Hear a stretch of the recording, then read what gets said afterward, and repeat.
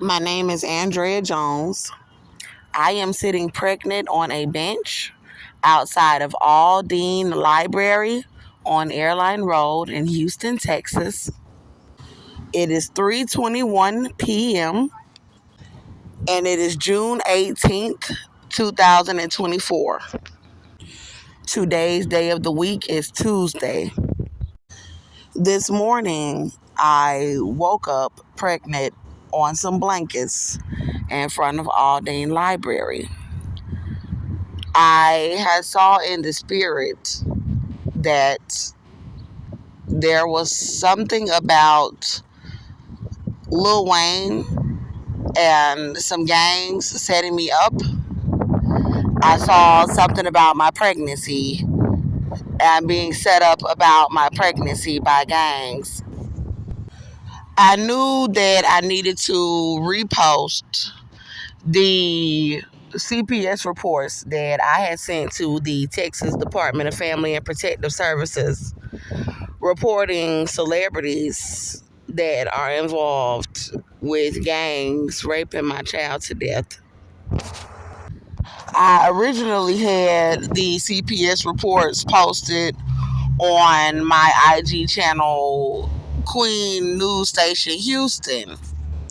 The reports had been up for a while, and a lot of my videos had gotten thousands of views due to a rapper named Cardi B and Offset trying to be involved with gangs, trying to severely starve me. The Instagram channel was taken down. So what happened was that there was a significant amount of evidence that was up on the IG channel. So everybody in the community decided that they were going to try to set me up with rapper Cardi B for them to try to starve me pregnant outside.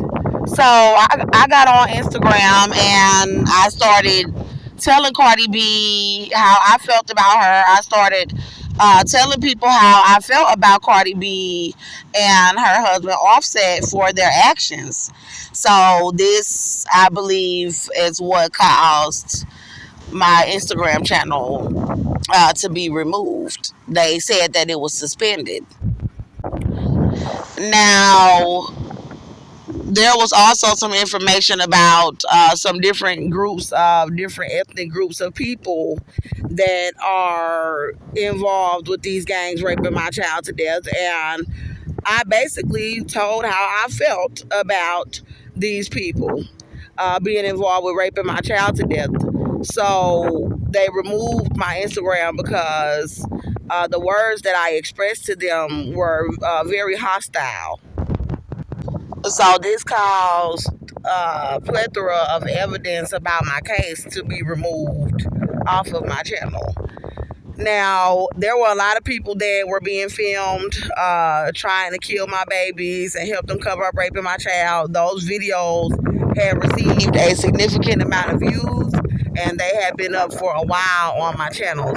So this caused a lot of people to surround me, thinking that the evidence was removed, trying to do operations to try to have me banned from this location, which was not successful, where they were trying to make false accusations against me around the library in hopes that they could abuse me with gangs away from the location where I am on Wi-Fi services, telling about my case. So when I saw this in the spirit this morning, I said, okay, you need to repost those Instagram posts where you reported these people to Child Protective Services. So I started a new Instagram channel, which is called AndreaJonesNewsCast, which is focusing mainly specifically on the evidence to my case. So I'm not openly speaking about the people that are setting me up on this IG channel. It is specifically mainly the evidence to my case. So it's showing the fetal movement, babies that I am carrying that they are trying to kill with gangs, It is showing the heartbeat recordings.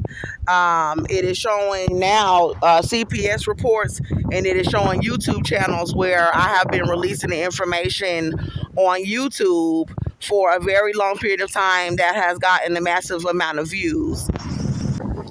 So the people that I reported to Child Protective Services this month are Beyonce Giselle Knowles. She is a gang member that is involved with gangs raping my little boy to death with police.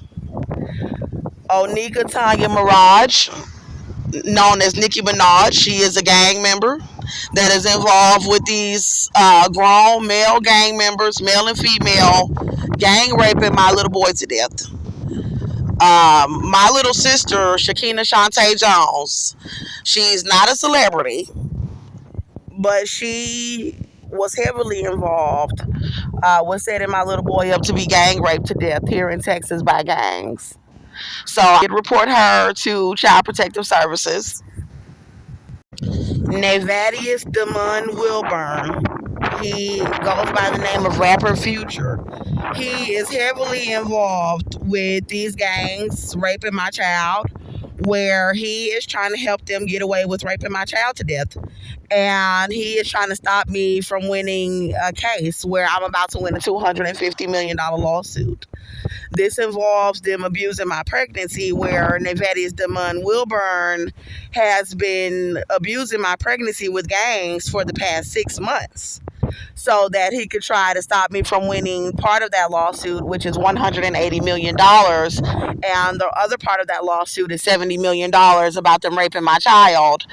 And so he's trying to abuse the pregnancy to death, trying to hope that he can stop me from winning that 180 million, thinking that he's going to be able to help them cover up raping my child and stop me from winning the other 70 million. So I reported him to the Texas Department of Family and Protective Services as well for being involved with abusing my pregnancy and helping gangs to rape my child to death. And they are concealing his murder, and they are trying to hide his corpse with gangs. So I posted this on my Instagram channel. I posted the actual report summaries that I sent to Child Protective Services, to the Texas Department of Family and Protective Services. So you can go on my Instagram channel. It is Andrea Jones Newscast.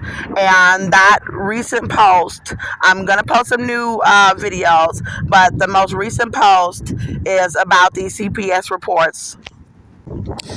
Another celebrity rapper that I reported to CPS that is involved with abusing my pregnancy with gangs to help them cover up raping my child to death is Kiari Kendrell Cephas. He goes by the name of rapper Offset, and he is Cardi B's husband. The one that I told you all that I got hostile with him and Cardi B on social media for their actions of trying to starve my children to death. I'm carrying a twin pregnancy and trying to help these gangs get away with raping my child to death. So this is why I'm just focusing on the evidence and not really speaking out against the people that are setting me up, so that I will have that platform to be able to keep my evidence on display for people that can help us. So I reported him to Child Protective Services, and I did upload that report summary. There is another rapper who is involved named Kanye Omari West. Now, Kanye Omari West is heavily involved with them setting me up about them raping my child. He is trying to help them conceal the murder of my child, that they were raping my child, and he is framing me on the streets with the Ku Klux Klan. Kanye Omari West, known as rapper Kanye West, is heavily involved with them starving my pregnancy. In any area where I go, they are starving my pregnancy with gangs. So Nevadius Wilburn, Kanye Omari West, rapper Offset, Kiari Kendrell Cephas, Beyonce Giselle Knowles, Onika Tanya Mirage, and Shakina Shantae Jones are trying to starve my pregnancy to death with gangs so that they can try to help them get away with raping my little boy to death. So what I did was, after I got up off of the ground on blankets this morning around 6 o'clock a.m., I sat on this bench this morning and I pulled up those report summaries that I had sent to Child Protective Services. So I have been contacting Child Protective Services since the beginning of this year, reporting Nevadius Damon Wilburn and Onika Tanya Mirage, as well as Shakina Shantae Jones. I had also reported Belcalis Almanzar, who is known by rapper Cardi B. I reported them to Child Protective Services. I also reported Nevadius Damon Wilburn to news stations down in Miami, Florida, where he resides. I also reported a woman named Yandy Smith that was a reality star on a sitcom called Love and Hip Hop. She is involved with them setting me up on the streets so that they could continue to rape my child to death. And she's involved with them framing me and trying to stop me from winning what God says is that I'm about to win a $250 million lawsuit. I reported Yandy Smith to over 50 news outlets, 50 news stations, and I reported her to Child Protective Services, to the Texas Department of Family and Protective Services. I also contacted Sandy Springs courts in Georgia, and I reported Belcalis Almanzar, rapper Cardi B, and her husband Kiari Kendrell Cephas, that has a long criminal history in the state of Georgia for them being involved with gangs raping my child to death here in Texas. I put those report summaries into a Instagram video, and I uploaded that video to my new IG page, Andrea JonesNewsCast. My phone died right after I uploaded that post, so I went and I sat by this car wash in Dinah Plaza next door to Aldine Library so that I could plug my cell phone up to be charged outside of this car wash. I sat there for a while in a chair that I have. It's a folding chair that I bought from Walmart for about $30, with a pillow behind my bag that I bought for about $15. I'm going to take a break for a moment to let you all know that they are running sirens around me, where they're listening, doing an illegal spy operation to try to surround me and set me up as I am making videos about my case. So I know they have fire trucks, police officers, and ambulances from the city of Houston doing the operation.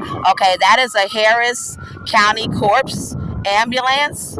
It is a black ambulance that is trying to cover up my pregnancy with the Ku Klux Klan because they're trying to help them get away with raping my child to death. So I have a lawsuit about my pregnancy, and they're trying to frame me on the streets like I am broke, like I don't have money, so that they can try to make these people seem like they have custody of my child and they were raping him to death. So if mommy wins the lawsuit about my pregnancy, then they can no longer frame me to say that they have custody of my child. They were raping him.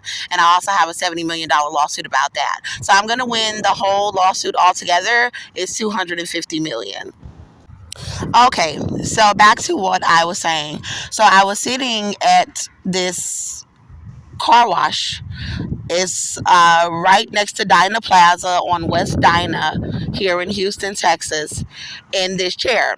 Now, I was able to get this chair from donations that I was getting.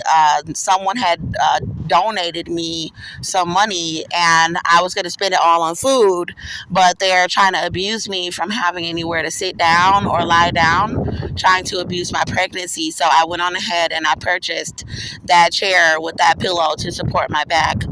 So while I was sitting by this car wash charging my cell phone, I started to doze off a little bit. I heard something in the spirit about people being in trouble. Beyonce, Giselle Knowles, Onika Tanya Mirage, Nevadius Wilburn, Kiari Kendrell Cephas, Kanye Omari West, Yandy Smith, Shakina Jones, but mainly Beyonce, Giselle Knowles, and Onika Tanya Mirage, as well as Nevadius Wilburn, rapper Future. And what I heard in the spirit was something about them being in trouble. And I heard the Holy Spirit say, well, y'all shouldn't have been trying to clown me about my lawsuit money. So what they were doing is they were trying to help gangs to try to starve my pregnancy, trying to stop me from winning my lawsuit money. And they were trying to show off their wealth. And that involved them trying to help these gangs cover up raping my child to death. So they have been trying to humiliate me on social media with their wealth. And then they're trying to clown me. They're trying to clown me out, where they're trying to clown me and sell me out about my lawsuit money, where they think that they can help gangs to try to starve my pregnancy and cover up raping my child, so they can try to call me broke and try to clown me like I'm not going to get my lawsuit money. So of course, as a mother, I'm like, I'm going to get my money. I'm going to get my lawsuit money, and I'm going to report you all for being involved with helping gangs to try to starve my pregnancy and cover up raping my child, because you want to clown me about my lawsuit money. So Nicki Minaj doesn't want me to get the $250 million, and she wants to run around saying that she has $100 and something million over me. And then, of course, Beyonce Knowles is like almost a billionaire, and she wants to clown me about her having all of this money, and she's trying to help these gangs cover up raping my child to death and trying to starve my pregnancy to death so that she could try to flaunt her wealth. And Nevadius Demon Wilburn is doing the same thing, where he is flaunting around his $50 million net worth, and he's trying to clown me about my settlement, trying to call me broke, and trying to stop me from getting my settlement by trying to help gangs starve my pregnancy to death and trying to help them cover up raping my child. So they were reported to Child Protective Services, to the Texas Department of Family and Protective Services, and now they are in trouble. And the Holy Spirit was saying that you shouldn't have tried to clown me and sell me out. You shouldn't have tried to clown me out about my settlement. So they have me on the street trying to portray me as if I'm a prostitute, as if I'm a drug addict, as if I'm a bum, as if I'm a homeless woman, as if I'm a mental patient. And then they're trying to set me up with everybody in the country that's in gangs that are involved with them raping my child to death. So as I was sitting down charging my cell phone, there was a pigeon. There are a lot of pigeons by this car wash, and the pigeon took a dump on my cell phone. So I had to just wipe my cell phone off with a towel and throw it away and bag up my cell phone. I didn't want to touch my cell phone until I properly washed and sanitized my cell phone screen. So I walked with a shopping cart where I have all of my belongings, blankets, hygiene products, clothes, my chairs, my fold out chairs that I use to sit down on and prop my feet up on this shopping cart. So I pushed this cart to a Family Dollar location that's right down the street by a Fiesta grocery store. And I took a couple of dollars that someone had given me last night when I was asking people to help us with food to get a pack of Huggies baby wipes. And I went behind the building so that I could change into a clean outfit and wipe myself off with baby wipes. There were about three different vehicles that came behind the establishment. There was already a man that was back there in a van, but I just kind of shielded myself with my cart, and I just started wiping all of this dirt off of my face with baby wipes, and I started wiping my arms down, my legs. And once I started to get to my private area, people started driving behind the building. So there was a man that drove back there in a truck when I first got back there, a big work truck, and he was kind of revving his engine. So I knew that he was trying to set me up. And then there was another vehicle, a royal blue vehicle, that came back there with the Hispanic male and female, and they started doing circles behind the building. And I had to stand my ground and just watch them until they left from behind the building. And I finished wiping down my private areas. And after that, there was a black female that came in a blue Mercedes Benz, and she pulled up next to me. The man in the gray van had pulled off and left once I started wiping my back area, and I was shielding myself so he could not see it. And she came and posted up her vehicle right in front of me, and I was finishing up by then. So I left from behind the building after I had wiped down and put on a fresh, clean outfit. I had $5 and some change left, so I went to Burger King on West Dinah. I walked to the Burger King with my shopping cart, and they have people following me around that are on foot, that are behaving as if they are drug addicts, prostitutes, mental patients, to try to create a certain vibe around me, as if I am a bum on the streets. And then they're having them try to stop me from getting food, where when I'm asking people to help me with food, they are asking people to help them like they're trying to get drugs, trying to deter people from helping me with food. So I went to this Burger King, and the employees were watching me very heavily because they're trying to stop me from getting food from patrons. So I did not ask anyone to help me with food. I just took out the money. I went to the counter, and a Hispanic female was just watching me like a hawk. And I knew why she was watching me, because they're trying to starve my pregnancy. And I ordered the $5 your way meal, and I got a bacon cheeseburger with the fries, the chicken nuggets, and a very small drink. I got it to go. And once I got my food, everybody in the restaurant was staring at me as I was at the drink station making a very small drink. And I left out of the establishment, and there were cars that were surrounding me coming out of every parking lot in the area. They had a black male walking around behaving as if he was a mental patient around me. So I walked back down to Dinah Plaza, and I had some change to get me a cup of ice from a restaurant. So when I went inside of the restaurant, I purchased a cup of ice, a large cup of ice, and it just started pouring down raining outside while I was getting the ice. And my shopping cart went rolling into the middle of Dinah Plaza, and I had to run out of the store to get my shopping cart and then come back in and get my ice. So I said, I'm not going to go to the library right now. I'm going to wait for the rain to stop.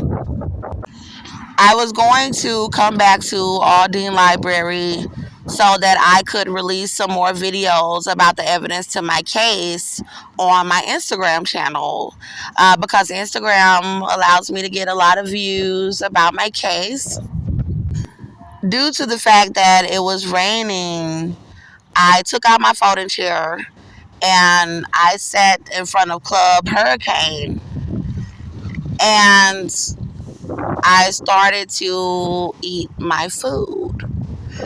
So I ate the cheeseburger, the bacon cheeseburger with the french fries, and I drank the drink, and I saved the 4-piece nuggets.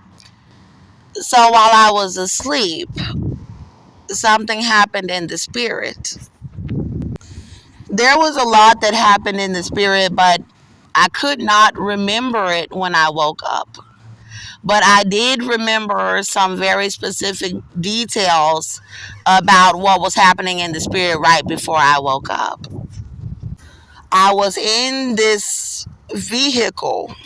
I believe it was a dark blue pickup truck with a white male, an older white male.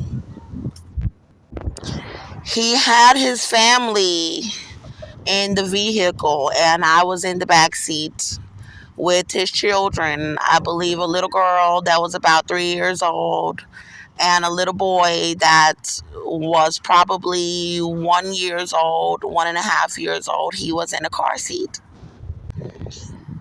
There was someone that was in the front seat, and it seemed like it was a white woman, but I heard my sister's name, my older sister, Larissa Jones, inside of the vehicle. Something was about to happen.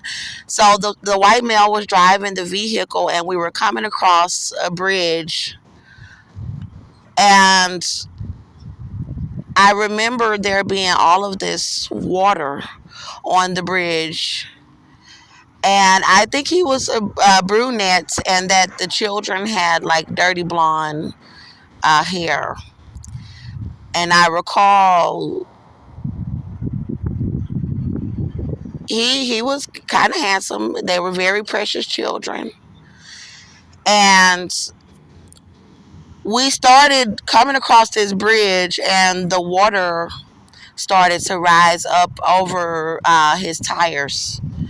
And I started telling him, speed, speed, go faster, to just speed so that we would not sink. So he was trying to speed up the vehicle, and there were other people that were on the bridge, in the middle of the bridge, and they started turning and blocking us on the bridge, trying to make us sink under the water. There was an RV and another type of vehicle that started trying to block us.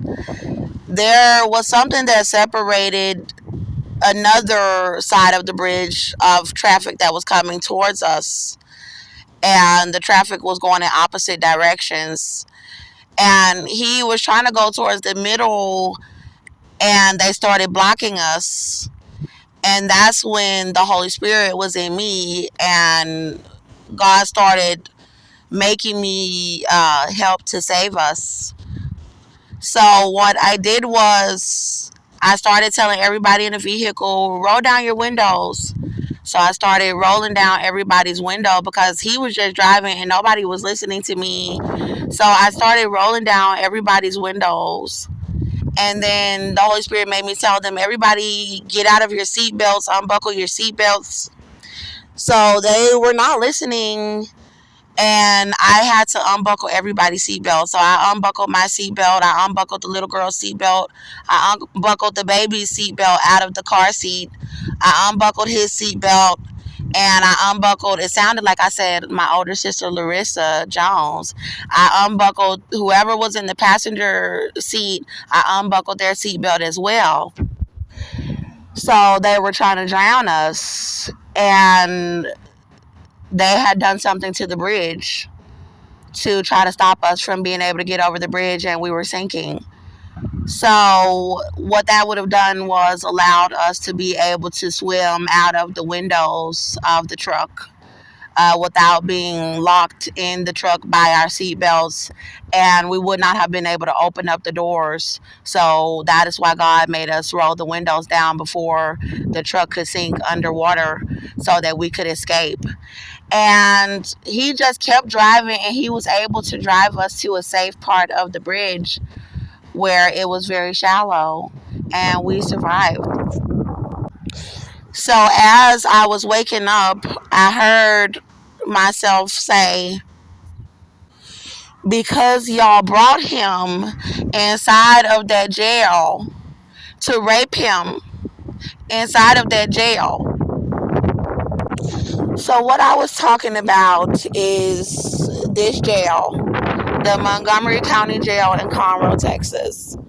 The address is First Criminal Justice Drive, Conroe, Texas, 77301. I was incarcerated in this jail for shooting my children's father in his leg in self-defense September 18, 2018. My son was with me. He was 22 months old at the location where I shot him in the leg. There was a restaurant that I had gone into asking for help. Austin John Meador, he is my children's father. He's a Caucasian male. He was abusing me in my apartment in Conroe, Texas at 1308 Houston Street in apartment 3. He had just gotten out of prison, and he had been abusing me for weeks in my apartment, and I had been contacting law enforcement. So the police were not helping me, and he was continuing to abuse me in my apartment, and I ran out of my apartment with a 380 handgun in my purse, and I had my little boy in my arms, and I was pregnant with twin babies. So I ran to this restaurant down the street after I had been flagging down people in the street to help me, and he was chasing me. And I went inside of the restaurant asking them to dial 911. So they did. The employees started calling 911, and I was waiting for police inside of the restaurant with my little boy. And my children's father came into the restaurant and started assaulting me inside of the restaurant, and he started assaulting my son. And I shot Austin John Meador in his leg in self-defense. I put the gun to his leg, and I shot him in his leg in self-defense.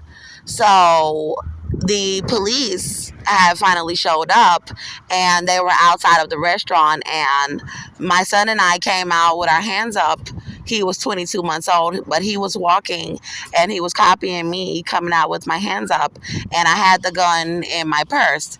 So the people had brought Austin Meador out to the parking lot that were present. There was one male that brought him outside that was present during the struggle, the one that was calling 911 for us, and he was trying to help us while Austin Meador was assaulting me. And they told the police that I was protecting myself. The Conroe police arrested me, and they confiscated the weapon out of my purse. And then they took my little boy that was 22 months old, and they gave my little boy to Cynthia Olvera, Austin Meador's mother, and Joseph Olvera, Austin Meador's father. So Austin Meador is adopted, but his mother, Cynthia Olvera, is Caucasian, and his father, Joseph Olvera, is Hispanic. And they drove off of the premises. They came after someone contacted them about the shooting, and they drove off of the premises with my little boy that I have with Austin Meador. He's a mixed race little boy, and he was 22 months old. They drove off of the premises with my child while I was still in the back of the police car unit. And they took my child home to their home in Magnolia, Texas, and they started raping my little boy together as retaliation for me shooting Austin John Meador in his leg in self-defense. So the ambulances took Austin John Meador to a hospital, and the police took me to the Montgomery County Police Department for questioning. The Conroe police told me that they were not charging me. They said because the witness statements matched up with what I said, that he had been assaulting me and that I was protecting myself.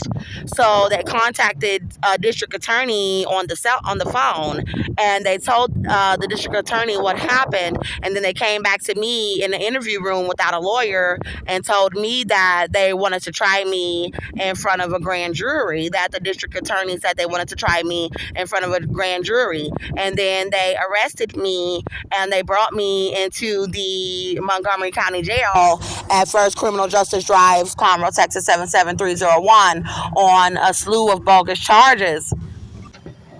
Okay, I'm gonna take a break for a second and tell you guys that this man, he just pulled up in front of me and he put his bike on a wreck, and he has sores all over his body, sores in his head, sores, open sores all over his arms, lesions and open sores all over his legs.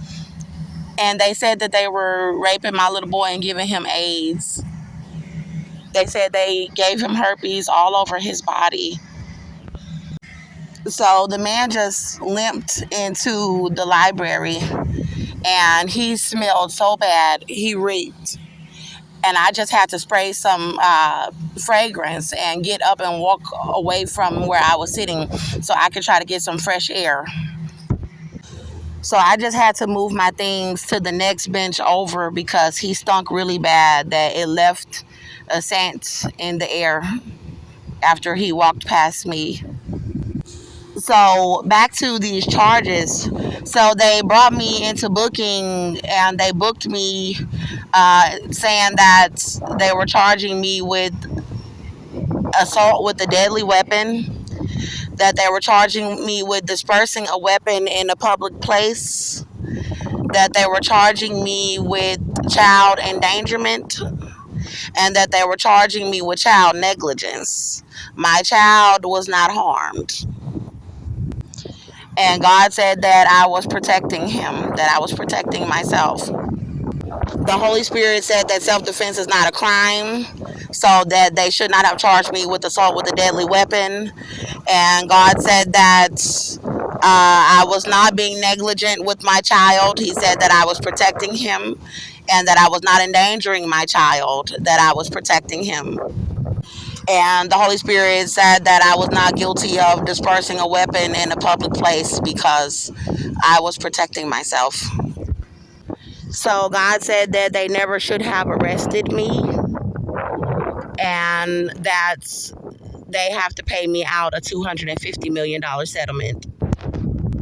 I was bleeding when they brought me into the jail, and I thought that I had completely miscarried. So they booked me September 18, 2018, and I contacted Shanara Collins, a stepsister, and she was like, yeah, girl, I knew that he's been trying to kill you. I got the money. They gave me a $50,000 bond and a $1,500 bond, and I told her how much it was, and she said, yeah, girl, I got the money. I'm going to bond you out right now. And so I kept calling Shanara Collins. She's from Atlanta, Georgia, and she is my stepsister from my dad, Andrew Jones, being in a previous marriage with a woman named Troy. And so I contacted her and she said, well, one of your biological sisters is saying that she's going to pay the bond for you. So I said, okay. So I contacted my dad, Andrew Jones, and I got in touch with my little sister, Shakina Jones, and my older sister, Larissa Jones. And Shakina told me that she had taken out a title loan on her vehicle. It was a Kia Optima, and she said that she was processing the bond, that the bond had been paid and that it was processing. So Larissa had told me that she had contacted Cynthia, and I'm like, why are you calling Cynthia? And Andrew told me that he had given Larissa and Shakina Cynthia's number, and Andrew had her number because I had allowed him to come and stay with me previously before Austin had gone to prison, and he knew that Austin was abusing me while I was pregnant with my son, and that he had been abusing me after I had given birth to my son. So after Austin had gone to prison, I told my dad that he needed to leave my home, that I wanted to raise my son in an environment where it was just he and I. And my father had been doing some things as far as bringing alcohol into my home after I told him that Austin was an alcoholic and that I did not want him to bring alcohol into my home. So he did, and Austin started back drinking and he was abusing me. So I asked my dad to leave after Austin went back to prison. So my dad had Austin, his mother's number from when he had been staying with me, and he had tried to retaliate on me with her after I made him leave my home.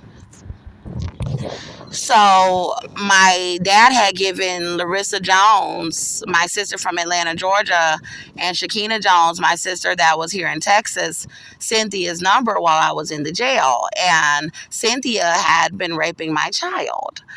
I did not know that she was raping him yet. And so my sister tells me, Larissa, on the phone, she said, well, Cynthia is going to use your income against you. And I'm like, Larissa, I was protecting myself. What are you talking about? I'm thinking she's talking about in criminal court that they're going to try to say that I don't have money. And Cynthia and her husband Joe have been helping me out with my rent on an agreement that I would not put Austin Meador on child support. So I have been working part-time jobs off and on, and I needed some cash assistance or rental assistance from the state. And they told me while Austin was in prison that I would have to put him on child support in order for them to assist me with any extra income as a mother. And so I spoke with Cynthia about this while Austin was in jail for assault. He was in prison for assault. And Cynthia told me that she felt that Austin was going to get out of prison and go back to jail for unpaid child support. She felt like he was not going to be responsible and pay the child support. So she told me that her and Joseph would pay my rent if I did not put Austin on child support. So now I was in the jail, and my older sister Larissa was telling me that Cynthia was going to try to use my income, the fact that I didn't have really any income, to use that against me to try to cover up that I was protecting myself from Austin after he had been released from prison. So I was speaking with my little sister Shakina on the phone, and she was telling me that she had paid this bond for me. There was a woman that they assigned to come to the jail to represent me. Her name was Inger Chandler. She was a white female. She wore glasses with brown hair, and she was saying that she was an attorney, a court-appointed attorney. Her name is spelled Inger. Her middle name is H, abbreviation H. Her last name is Chandler, Chandler, and she assigned an investigator named Sheriff Jim McDougal. His name is spelled Jim, and his last name is spelled Mcdougal, Jim McDougal. And she assigned him as an investigator on my case that was supposed to be working for her to find out the evidence that I was protecting myself. So he did. He found pages of 911 calls from before Austin went to prison, after he got out of prison. He had the witness statements from the restaurant. He even had my medical records from when I was pregnant with my son, that my son almost died because Austin was assaulting me while I was pregnant with him. And I was telling him that I was also pregnant inside of the jail. So I thought that I miscarried. I'm going to go into that, but I want to go into the details about what happened with my sister Shakina Shantae Jones. So I was in these different holding units with other female inmates, and I was calling Shakina, and she told me that the bond is processing. Shakina stopped answering the phone. The bond never processed, and I continued to call her over and over, and I finally got her on the phone. So they were having Caucasian female inmates trying to stage altercations with me and then remove me from those units to try to remove me into a segregated housing unit to set me up to be murdered. So they had just removed me out of one of the units where the girls were trying to fight me, where that was the unit where Shakina was saying that she had paid the bond. So they removed me to another semi segregated unit where they had us in the cells together that were segregated in one area. And I got her on the phone and I said, "What's going on? You said that you paid the bond." And she started to lie to me on the phone. And she started to tell me, after I had been crying inside of the cells about not knowing if I would see my little boy again, because I did not know if I would go to prison and if I would ever see my son again, because I was afraid that I would have to go to prison for shooting Austin in self-defense. And my son was only 22 months old. So I got her on the phone and Shakina started to lie to me, and she said, "I never told you that I paid your bond." She said, "I told you that the title loan was processing." And I heard her very clearly. She said that she paid the bond and that it was processing. So I knew that she was lying. And I said, "Okay, well, you have the title loan money now, so pay the bond, please." And so she put Carrie Marshall, my mother's youngest brother. Well, he's the youngest brother on the phone from Chicago, Illinois. They were living in Chicago, Illinois, but they were born in Little Rock, Arkansas. And she put him on the phone. And Carrie was not involved. He's not from Texas. So this is how Shakina was setting me up and setting it up for everybody to rape my child to death. So what she did was she put Carrie on the phone, and Carrie started asking me, "Andrea, do you know what kind of charges these are?" And I said, "Yeah, I did not know they were devil worshippers. I did not know that they were worshiping Caucasians from the Ku Klux Klan, and that they were going to set my child up to be killed while I was in the jail and try to set me up to be murdered." So I knew something was wrong because Carrie was not involved. And I was like, "What do you mean, do I know what kind of charges these are?" Of course, I know what kind of charges these are. I was protecting myself. And he said, "Okay, well, let me see what I can do to try to contact you a lawyer, get you another lawyer to try to get your bond reduced because they needed to pay $5,000.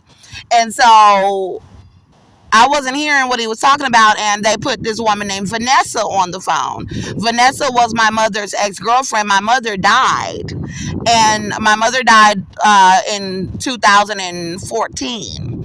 And she had left us $100,000 each, and she left Vanessa money, and the money was gone. My sisters had called me and borrowed money from me.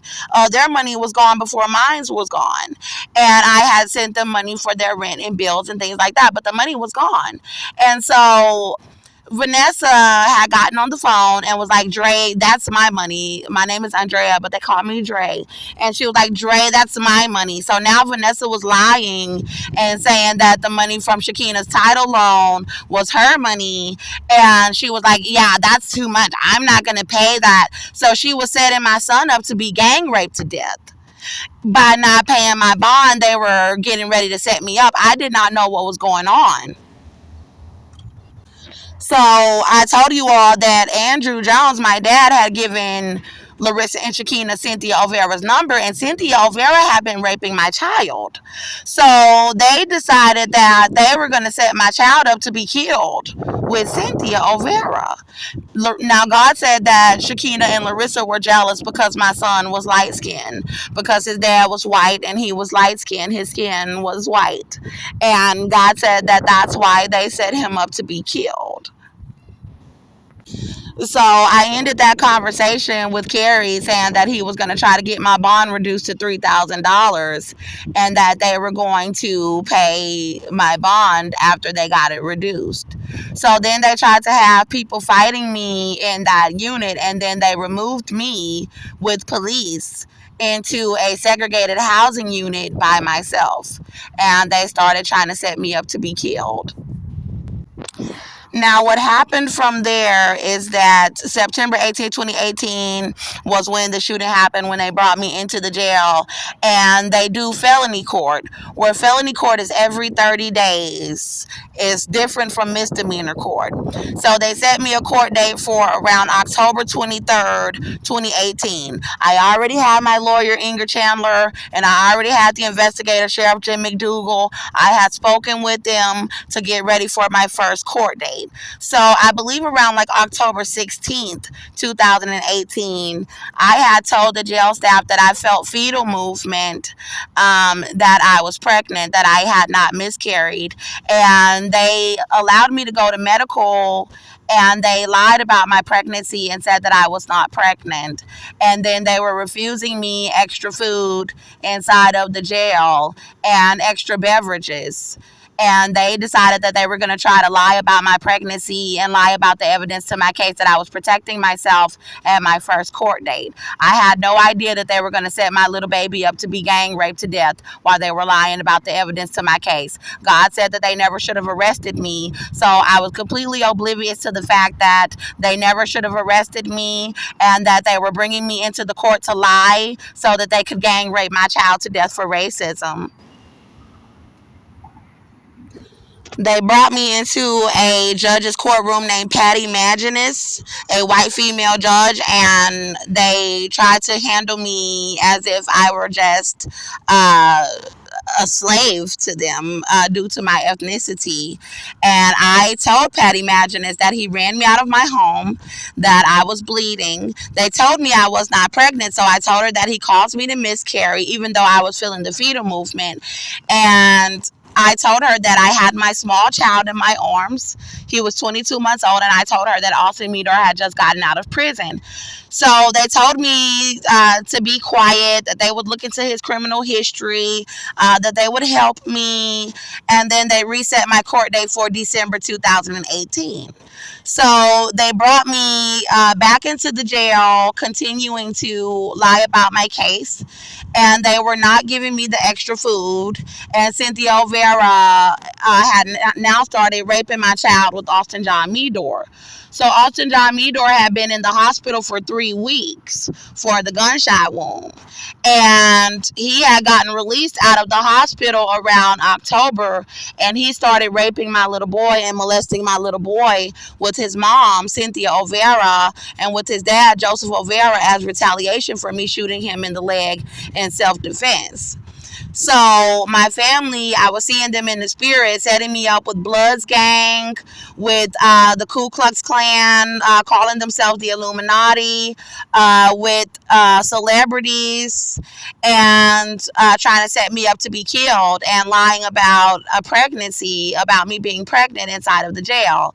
So I saw this in the spirit all the way up until my next court date, which was December 2018. So my lawyer, Inger Chandler, brought me inside of Patty Maginnis's courtroom, 435th Court District in the Montgomery County Courthouse in Conroe, Texas. And she lied to Patty Maginnis and said that she did not have any 911 calls, that she did not have any witness statements. She did not disclose the witness statements, and she did not tell that she had the evidence that I was protecting myself.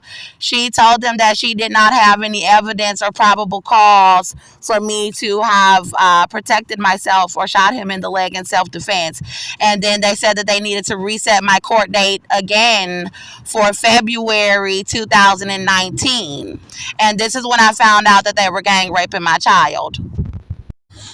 So there were inmates that they were sending into the segregated housing units around me, doing skits and operations to try to make me plead guilty to the charges. And God said that I was not guilty, that he was going to set me completely free, that I would not be getting out on bond, that because my family was setting me up, but that he would get me out on all of the charges, and that I needed to plead not guilty. So they were trying to scare me and say that I would get a lot of years in prison if I went to trial, and that I needed to plead guilty on the charges, and so that I would get lesser time. And I refused to plead guilty. So I went to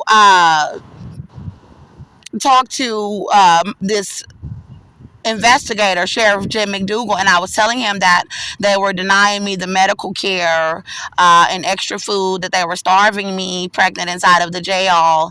And I asked him to contact Child Protective Services because someone had came up to the jail, a woman named Tynesha that knew a woman named Jatavia White that's setting me up. Jatavia White is at the Waterburger on West Road trying to set me up with the Ku Klux Klan to starve pregnant outside with the babies alive in me from the jail, and she's trying to help them cover up gang raping my child. Jatavia White was my friend while Austin was in prison, and when he got out, and she knew that he was abusing me. But when I was inside of the jail, she was trying to set me up to be murdered with gangs, and she was trying to set me up to be murdered with gangs after I was released on the charges. She was helping them to rape my little boy with Cynthia O'Vera and with the Black Freemasons, and she was trying to set me up to be murdered inside of the jail cell with gangs and police for self-defense. She's migrated out here to this area where I am releasing the evidence where they're starving me, and she's working inside of a location and trying to set me up to be killed with people in the area. So her friend Tynesha came up to the jail when I first got in the jail around October and told me that Austin John Meador came driving the vehicle that his parents had given me, a white Grand Am, with my son in the backseat of the vehicle. And this was after I shot him. And she said that he told her that I shot him. And I told the investigator that I did not want my son with Austin John Meador after I shot him in self-defense, protecting myself and my son from him, that I knew that he was a danger to my child. And I spoke with people inside of the jail, with psychiatrists in the jail, and I told them that I needed them to contact Child Protective Services to get my child removed from Cynthia O'Vera, because I felt that Austin John Meador would molest my son, because he was raping me and hitting me pregnant in my home, and I knew that he had tendencies where he could molest my son because of things that he was doing around my child, and that's why I was trying to get away from him while he was abusing us in my home. So in January of 2019, at this meeting, Sheriff Jim McDougal told me that he said that this should not have to go to trial. He told me that he found out the evidence that I was protecting myself. And so I said, okay, well, will you have my child removed by Child Protective Services away from Cynthia O'Vera, because she has Austin John Meador over there. I did not know that she was raping my child yet. And I said, because she has Austin John Meador over there, and I shot him in self-defense, and that is negligence, and because he was abusing me and my child, please remove my child from her custody. So there was a woman from CPS that came, and I told her that Cynthia could keep my child until I was released on the charges, and that I would come and get my child from her after they did not go and remove my child from her custody. I was like, as long as she's gonna keep him safe, then I'll just come and get my child from her. But I did not know that she was raping him yet. I did not want him to get lost in foster care or the system. So had I have known that she was raping him, then I would have rather for the Child Protective Services to just completely remove him from her custody, and I would have just had to go through whatever I had to go through to get him back once I was released from the jail on the charges. So I was notified by the Black Freemason Brotherhood that they were raping my child. They were gang raping him to death with the Ku Klux Klan. So the Black Freemasons told me with my family. Kiana Wiley from Chicago, Illinois, where Carrie Marshall is from. This is why Carrie Marshall did not want them to bond me out, was so that they could set my son up to be gang raped by black males and by white males. So Joseph Olvera told me that he was raping my child to death. Cynthia Olvera told me that she was raping my child to death. Austin John Meador, my children's father, he told me that he was raping my child to death and that he had been molesting him because I shot him in his leg in self-defense. My grandmother from Chicago, Illinois, Carrie Marshall's mother. She's my mother's mother that passed away. She told me that she was raping my child to death with him. My sister, Larissa Jones from Atlanta, Georgia. I'm going to take a break and I'm going to walk behind the building. Okay, so I am behind the library at these tables that they have behind the library because there are people that are coming by the bench where I am speaking. A black male is standing up at the next bench where I was speaking, telling you all about what they told me that they were doing to my child. So let me continue. My sister, Larissa Jones from Atlanta, Georgia, told me that she was raping my child, my little boy, to death with men. By this time, he was 2 years old. In October of 2018, October 28th, 2018, he turned 2 years old. So the day of the shooting, September 2018, he was still 22 months old. That is when Cynthia started raping him. But by the time they told me that they were gang raping him, he had turned 2 years old. So by January 2019, when they told me that they were gang raping him, he was 2 years old. So my sister Shakina Jones, she was telling me that she was gang raping my child. She told me that she was gang raping my child to death with Cynthia Olvera and the Ku Klux Klan. And my lawyer, Inger Chandler, the white female that they had assigned to my case that was lying about the evidence and the probable cause, the witness statements in court at each court date, where God said that they never should have arrested me.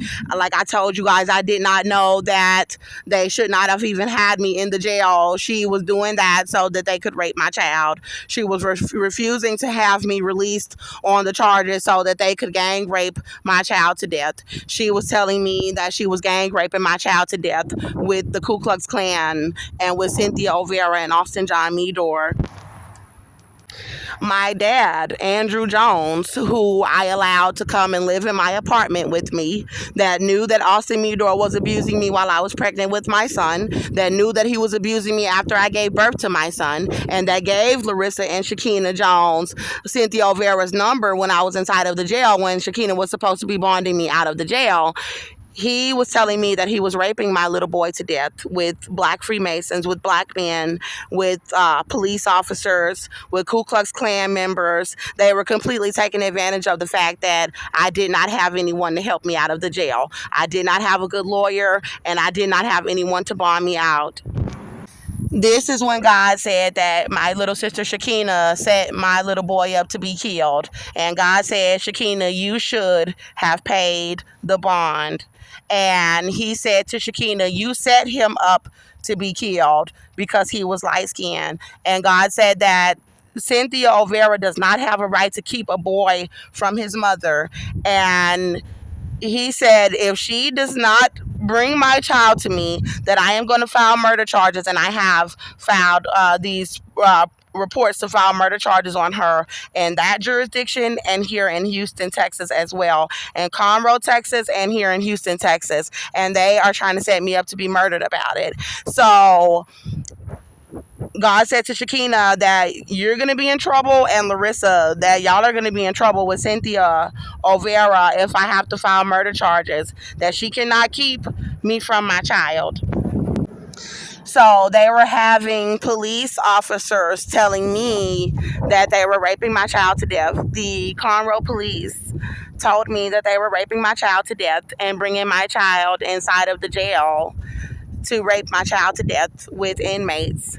And they had inmates telling me that they were raping my child to death, that were in gangs, that they were raping my child to death with police, and that they were raping my child to death with correctional guards. So they had correctional guards telling me that they were raping my child to death. And they told me that they brought my child inside of the jail, and they showed me that they brought my child inside of the jail, and that they were raping my child inside of the jail.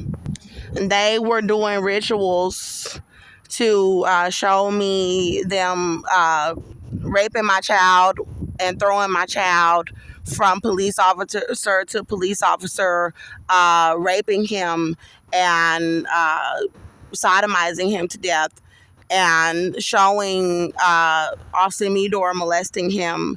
And Cynthia Vera was telling me that she was a witch, and that she was going to hell, that she was a Satanist. And all of them told me that they were witches, and they all told me that they were going to hell.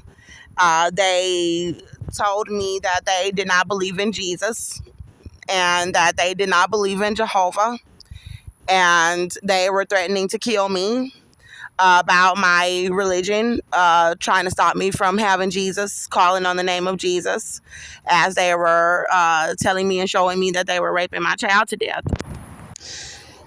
That's when God told them that they would have to pay me a $180 million lawsuit about those twins. That's what God said that she's carrying. And then God said that they would have to pay me $70 million about that boy's body, about killing him. And he said, give her baby's body so that she can bury her son if y'all did that to him. And they were saying that the Black Freemasons were saying that they were raping him as a hostage and mutilating him, and then that they were going to get rid of his body, that they were going to hide his body. So they kept me inside of the jail after telling me that, and Sheriff Jim McDougal said that it would not have to go to trial, and they made me stay in the jail until February 2019 in my next court date. And they threatened me, trying to tell me that they would kill me for telling that they were raping my child. And they brought me into another courtroom. The first courtroom, Patty Magnus, she didn't show up after Sheriff Jim McDougal had found the evidence that I was protecting myself. She did not show up, and my lawyer did not show up. And then they plotted to bring in a white male judge named Tracy Gilbert, and he's a family court judge. And he came inside of Patty Magnus's courtroom and sat on her bench and was saying that he would not let me go. And then they brought me into his courtroom. They reset my court date. They had a woman try to tell me that I needed to plead guilty, and I told her that no, I need to sign that I'm not guilty. They still did not allow me to sign that I was not guilty. And she said that she could not do that because she had to wait for my lawyer to be present. But she tried to say, do you know what kind of charges these are? I said, yes, I do, and I'm not guilty. And they brought me in my next court date, reset my next court date, and they brought me into Tracy Gilbert's family courtroom, this white male judge. And my lawyer brought a piece of paper, and I signed not guilty. And I was a little afraid because I knew that she was setting me up to be murdered. They told me, when they told me that they were raping my child, that they were going to kill me pregnant inside of the jail. And so what I did have the courage to say to her at my court date was that I'm pregnant and I'm being denied medical care. And I did not bring up the fact about them raping my child yet because they had threatened to kill me and I was afraid. I just wanted to be able to get out of the jail on the charges. I wanted to be able to make it out alive. So they reset my court date again, and I believe it was for like May of 2019, and they were starving me inside of the jail. And I was seeing my lawyer in the spirit, setting me up to starve inside of the jail, pregnant inside of the jails, the segregated housing units. And I saw my family: Larissa Jones, Shakina Jones, Andrew Jones, Michelle Marshall Smith. I saw them, Irma Marshall. I saw them trying to set me up to be murdered in the spirit. And Andrew Jones, I saw him trying to set me up to be murdered in the spirit and trying to cover up that I was pregnant, where they were starving me and they were poisoning me. So they were having people outside of the cell door, where I was afraid that people would try to come into my cell to try to murder me. They were trying to kill me and say that I committed suicide to try to cover up raping my child. They were going to try to say that I was a drug addict. God was showing me that they were going to try to cover up that there was a shooting, that there was a gun, that my son was involved. And that they were trying to make it seem like I killed myself inside of the jail. So I was doing psych evaluations where they were trying to make it seem like I was a mental patient, because I was screaming for a doctor and saying that I was pregnant because I was bleeding, and I was afraid of feeling the baby moving, or the baby's moving in me and bleeding. And they were having people coming in saying that I was a mental patient. So the psychiatrist did evaluations on me, and they all said that I was not a mental patient, and none of them would call me a mental patient or say that I was one of their patients. And I passed all of the psych evaluations, and they said that I was fit to be able to go to trial and take the stand and tell that I have been protecting myself. So Inger Chandler had set a court date for me to go to trial September 3rd, 2019. And she has set a pre-trial for August 22nd, 2019, which was like a docket call. And she had a court date where I was waiting for that next court date, and they served me inside of the jail. So I was in the cell reading my Bible, praying to God, of course, asking the Lord to deliver me from this wickedness. And I recall a white male, someone said, "You have a visitor." And I got a visit from this white male, and he's like, "You're being served." And I'm like, "I'm being served." And he shows me Austin John Meador and Cynthia Vera going through this white male judge, Tracy Gilbert's courtroom, family court judge, to sue me for custody of my child.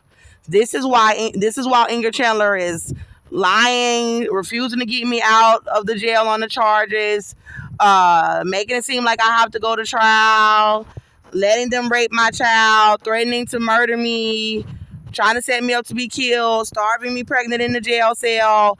Now she's letting them serve me and say that they're suing me for custody of my child after they all told me they were raping him to death.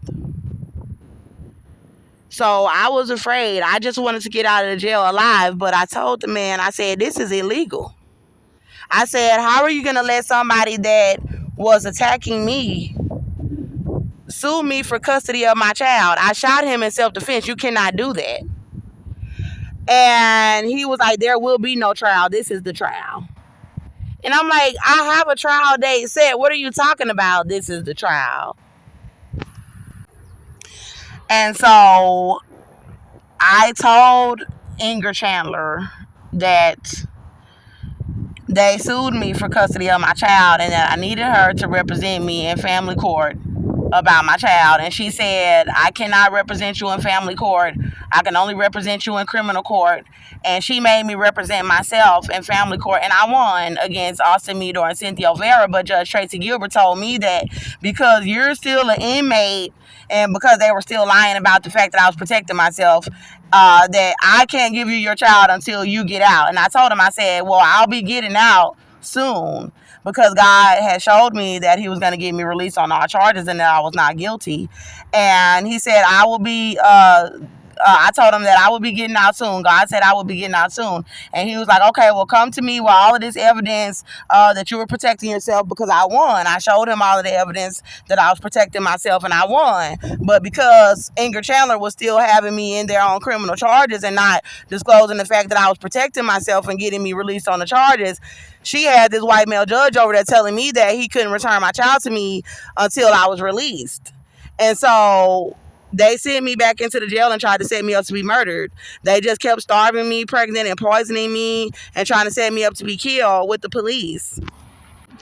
So there was a man that came up there that said he was going to help me in my trial, and he said that Ingrid Chandler had sent him up there to interview me, and I told him that they were abusing my pregnancy, and he said that I was fit to go to trial, that I was not a mental patient, because they were trying to stop me from going to trial.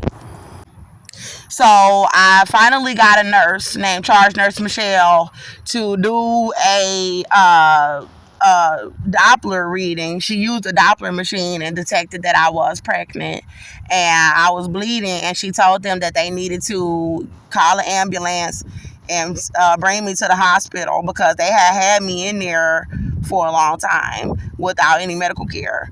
And the police refused, the Conroe police refused to call the ambulance and decided that he was going to try to take me to the hospital and then force them to lie about my pregnancy. And they wanted to lie as well. They were Ku Klux Klan members, and they lied about my pregnancy and brought me back into the jail. And then they decided that they were going to let me out of the jail pregnant with babies alive in me that they abused. And then they had Tracy Gilbert, the court judge, saying that he had given Cynthia O'Vera and Austin Meador a temporary custody document saying that they had custody of my child.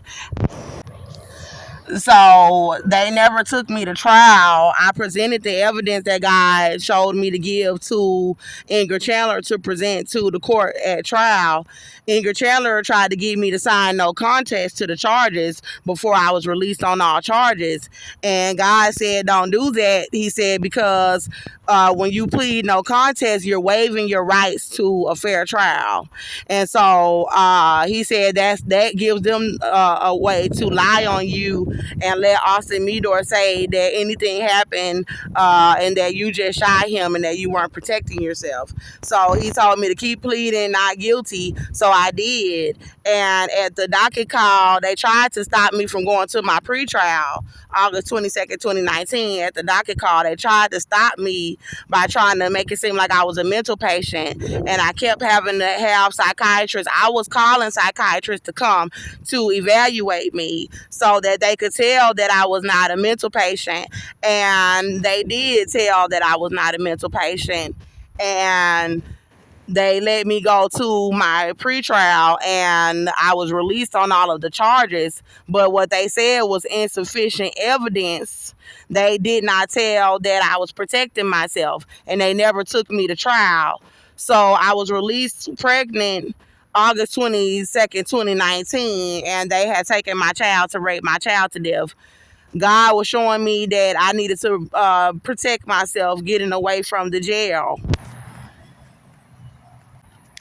They set it up for somebody that I knew to come and pick me up. I asked my sisters and people to come pick me up because they were trying to say that I could not leave the jail unless somebody came and got me. So I called Andrew Jones and Shakina Jones and asked them to come and get me, and they did not show up. They said that they were going to come and they did not show up. So they were trying to make it seem like if they did not show up that I could not leave the jail. So they never showed up. And the jail staff was like, you know what, we think you're good.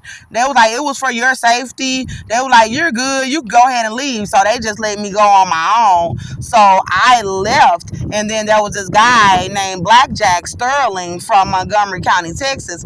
He pulled up at the jail and was like, you can come to my house. I didn't have anywhere to go. And he was trying to beat me up and give me drugs and starve me for them. And he was trying to cause altercations to try to make me have to go back to the jail. So I left him after like a day or two, and I went to Shakina's house after I had went to some other people's houses, and they were all trying to starve my pregnancy. I went to my little sister's house, and she was starving my pregnancy, and I had a custody hearing coming up to get my little boy back. I was scared. I knew that they said they were raping them to death, but I knew that the custody hearing was coming up, so I was just hoping to God that my baby was still alive. And then I asked Shakina to pay for a visit because Tracy Gilbert, the family court judge, had set up a visitation for me to be able to see him. But they said I had to pay money. And Shakina said that she would pay for it. And so I told her, I said, okay, well, go ahead and pay for it so I can see my baby. And she said, no, never mind. I got to look into it to see if I got the money. Then she hurried up and kicked me out of her house and forced me to go with black men that were trying to starve me and make it seem like I was a drug addict around the custody hearing. I still went to the custody hearing, but everybody tried to stop me from getting there, and they tried to ruin my reputation. When I got to the custody hearing, I did not have a home, and Tracy Gilbert set it up to say that Cynthia could have custody of my child. So there was one court date where I had brought all the evidence. There were all these people there to see the case get presented. He didn't want to present the case in front of everybody, so he reset it and tried to make up stuff about me, saying I didn't take a parenting class. When he reset it, there was nobody in the courtroom but me and Cynthia, and then he just illegally gave my child to her after me presenting all of the evidence that I was protecting myself. And he set me up with everybody for me to have to be homeless at the court date. But I told him that I was at my sister's house. That's what I told him. But she was setting me up with them. So he just gave my baby to Cynthia and said she could have him. My little boy was still alive. He had just turned 3 years old. I called Cynthia after the court date, and I said, let me speak to my son. She put him on the phone, and he sounded really sad. And he was like, my pocket, I got something in my pocket. And Cynthia was like, oh, he got some money, trying to act like she wasn't raping them and everything. And I was afraid, but I said, baby, mommy love you, right? And he was like, I love you. And that was the last time that I talked to my son. So they had me with this black male named Colin in Jersey Village. They just trafficked me. They just kept trafficking me to black males.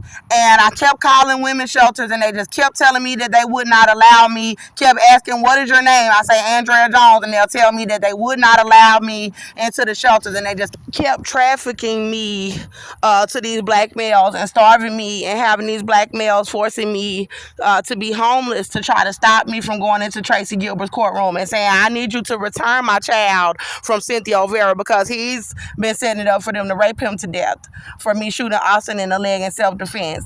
So by 2020, they were starving me pregnant outside, refusing me into shelters, chasing me around with police, trying to kill the babies in me. God was helping me everywhere for me to get food.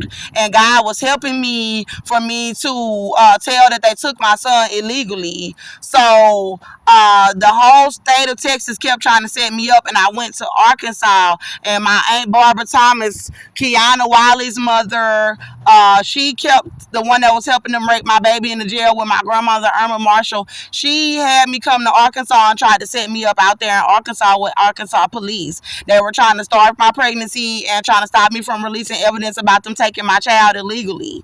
And I had to flee from Arkansas after like a couple of days to Atlanta, Georgia to try to get into shelters out there. And they had Atlanta, Georgia setting me up with gangs. And by the time they staged me on the streets out there in Atlanta, Georgia about them raping my child out here, I just broke.